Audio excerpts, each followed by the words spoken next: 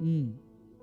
నీకు తోడై ఉన్నాను, భయపడకము, నేను నీ దేవుణ్ణై ఉన్నాను. దిగులు పడకము, నేను నిన్ను బలపరచును. హల్లెలూయా. ఇక్కడ దేవుడు ఏమని సెలవిస్తున్నాడంటే, నేను నిన్ను రూపురేచుకున్నాను, నువ్వు భయపడకు, నీవు దిగులు పడకు. ఒకవేళ నీకు భయము దిగులు వస్తే వెంటనే మోకలేసి ప్రార్థన చేయి. Don't think about it. అలా ఆలోచించొద్దు, వెంటనే మోకలేయండి. ఏ దిగులుతో ఉన్నావో, ఏ బాధతో ఉన్నావో, ఏ కష్టంతో ఉన్నావో దాని గురించి ఎప్పుడైతే నీ తలంపులోకి అది వచ్చిందో వెంటనే మోకలేసి ప్రార్థన చేయండి. Don't think about it.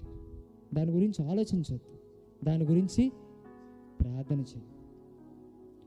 భయపడొద్దని దేవుడు వాక్యం సెలవు.